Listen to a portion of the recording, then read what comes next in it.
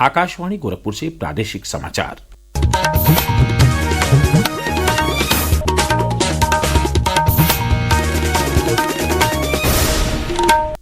नमस्कार। समाचार बुलेटिन के साथ मैं वेद प्रकाश पाठक। पहले मुख्य समाचार।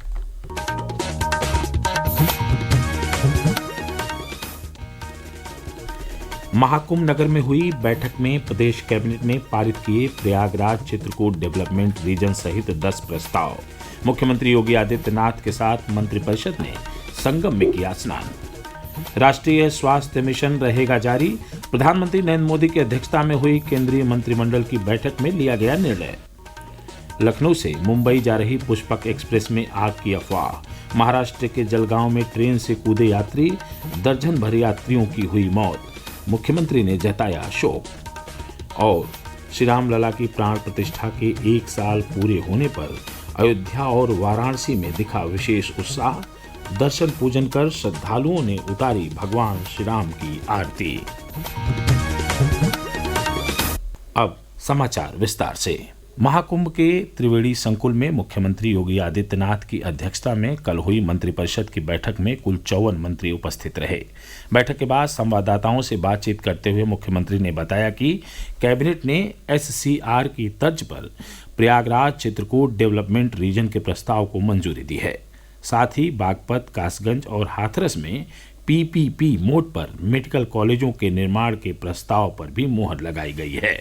जैसे लखनऊ में हम लोगों ने स्टेट कैपिटल रीजन लखनऊ और उसके आसपास के जनपदों को मिलाकर के एक डेवलपमेंट का प्लान बनाया है, ऐसे ही प्रयागराज और चित्रकूट को मिलाकर के एक डेवलपमेंट रीजन यहाँ पे हम डेवलप करेंगे। इसके लिए इंफ्रास्ट्रक्चर के लिए जो महत्वपूर्ण होगा वह एक गंगा एक्सप्रेसवे का एक्सटेंशन हम लोग देंगे। गंगा एक्सप्रेसवे प्रयागराज से मिर्जापुर, मिर्जापुर से भदोई होते हुए संत रविदास नगर होते हुए यह काशी, चंदौली और गाजीपुर में पूर्वांचल एक्सप्रेसवे के साथ जुड़ेगा। मुख्यमंत्री ने बताया कि प्रयागराज, वाराणसी और आगरा के नगर निगम के बांड जारी किए जाएंगे। उन्होंने बताया कि उत्तर प्रदेश एरोस्पेस तथा रक्षा इकाई एवं रोजगार प्रोत्साहन नीति 2024 को भी कैबिनेट ने मंजूरी दे दी है।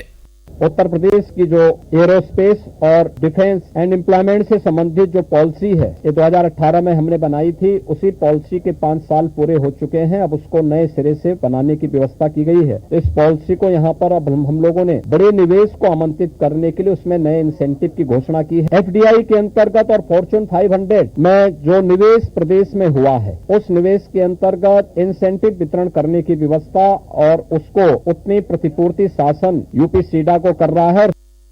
बैठक में गृह विभाग, नगर विकास, चिकित्सा शिक्षा और औद्योगिक विकास विभाग से जुड़े कुल 10 प्रस्तावों को मंजूरी दी गई। बैठक के बाद मुख्यमंत्री ने मंत्रिपरिषद के सभी सदस्यों के साथ संगम में स्नान किया। केंद्रीय मंत्रिमंडल ने राष्ट्रीय स्वास्थ्य मिशन को जारी रखने का निर्णय लिया है। प्रधानमंत्री नरेंद्र मोदी की अध्यक्षता में हुई केंद्रीय मंत्रिमंडल की बैठक में लिए गए इस निर्णय की जानकारी देते हुए केंद्रीय वाणिज्य और उद्योग मंत्री पीयूष गोयल ने बताया कि जो रोजमर्रा की समस्याएं भारत को नेशनल हेल्थ के यार्डस्टिक्स में पीछे रखती थी, उन सभी के ऊपर माननीय प्रधानमंत्री नरेंद्र मोदी जी के नेतृत्व में लगातार बहुत बढ़त हुई है, लगातार सफलता मिली है और आगे चल के अगले 5 वर्ष के लिए इस नेशनल हेल्थ मिशन को आगे भी बढ़ाने का जो आज अहम निर्णय लिया गया है, आगे चल के हमारा जो 100% यूनिवर्सल हेल्थ केयर का लक्ष्य है उसके प्रति भारत अग्रसर है। इसके अलावा बैठक में विपणन सत्र 2025-26 के लिए रॉ जूट के न्यूनतम समर्थन मूल्य को बढ़ाकर 5,650 रुपये प्रति क्विंटल किया गया है, जो पिछली बार की तुलना में 315 रुपये अधिक है। केंद्रीय पर्यटन एवं संस्कृति मंत्री गजेंद्र सिंह शेखावत कल 2 दिवसीय दौरे पर प्रयागराज पहुंचे। श्री शेखावत ने इलाहाबाद संग्रहालय में लघु चित्रों पर आधारित भागवत प्रदर्शनी का शुभारंभ किया। इस दौरान उन्होंने कहा कि महाकुंभ के पवित्र और दिव्य अवसर को और अधिक भव्य तथा अनुपम बनाने के प्रयास सभी कर रहे हैं। सबके साथ और सभी के प्रयास से ही यह अनुपम कुंभ दिव्य और भव्य बन रहा है। इसके अलावा उन्होंने संस्कार भारती पेवेलियन और राष्ट्र रत्ना शोभा यात्रा का भी शुभारंभ किया। प्रादेशिक समाचार आप आकाशवाणी गोरखपुर से सुन रहे हैं। यह समाचार बुलेटिन हमारे YouTube channel AIR news Gorakhpur और एक्स हैंडल AIR न्यूज़_GKP पर भी उपलब्ध है। महाकुंभ 2025 से जुड़ा हर अपडेट अब आपको मिलेगा कुंभवाणी पर। कुंभवाणी, जी हाँ, महाकुंभ को समर्पित आकाशवाणी का विशेष चैनल। सुनिए हर दिन 3 कुंभ बुलेटिन, सुबह 8:40, दोपहर 2:30 और शाम 8:30 पर प्रयागराज में FM 103.5 मेगाहर्ट्ज पर। इसके अलावा कुंभवाणी उपलब्ध है हमारे न्यूज ऑन AIR ऐप पर और OTT प्लेटफॉर्म वेव्स पर।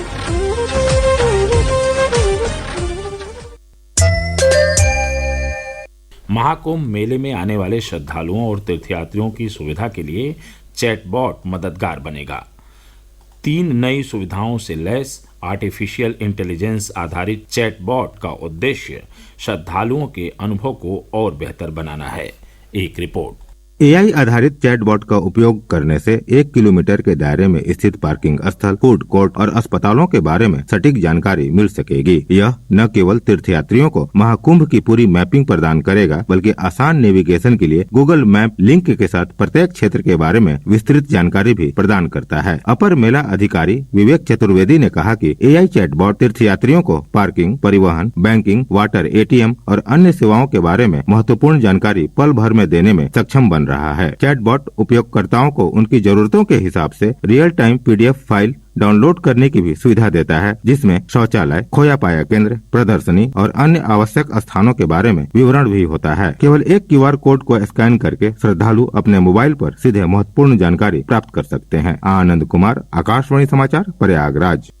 लखनऊ से मुंबई जा रही पुष्पक एक्सप्रेस में आग लगने की अफवाह के बाद यात्रियों के ट्रेन से कूदने से 1 दर्जन लोगों की मौत हो गई, जबकि दर्जन भर लोग घायल हो गए। मृतकों और घायलों में उत्तर प्रदेश के नागरिक भी शामिल हैं। दुर्घटना के समय ट्रेन महाराष्ट्र के जलगांव में थी। ट्रेन से कूदने वाले बहुत से लोग कर्नाटक एक्सप्रेस की चपेट में आ गए। मुख्यमंत्री योगी आदित्यनाथ ने इस दुर्घटना पर गहरा दुख व्यक्त किया है।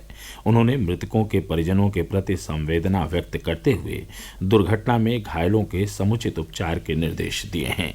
वहीं पूर्वोत्तर रेलवे लखनऊ मंडल ने हेल्पलाइन नंबर 8957409292 जारी किया है। अयोध्या में श्री राम लला की प्राण प्रतिष्ठा के 1 साल पूरे होने पर कल बड़ी संख्या में श्रद्धालुओं ने दर्शन पूजन किया।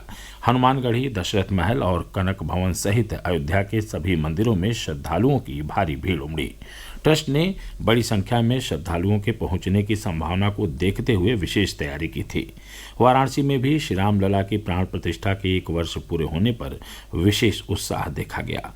वहां श्रद्धालुओं ने अयोध्या के श्री राम मंदिर की प्रतिकृति में स्थापित भगवान श्री राम के विग्रह की आरती उतारी और भंडारे का आयोजन कर प्रसाद वितरित कराया।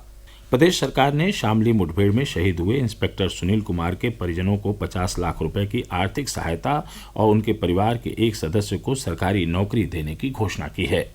मुख्यमंत्री योगी आदित्यनाथ ने शहीद सुनील कुमार को भावभीनी श्रद्धांजलि देते हुए उनके गृह जनपद मेरठ में एक सड़क का नाम भी उनके नाम पर रखे जाने की घोषणा की है।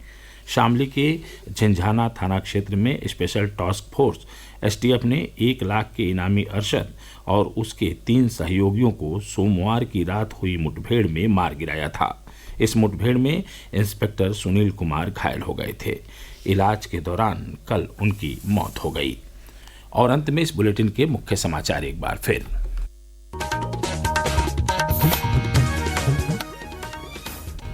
महाकुंभ नगर में हुई बैठक में प्रदेश कैबिनेट ने पारित किए प्रयागराज चित्रकूट डेवलपमेंट रीजन सहित 10 प्रस्ताव।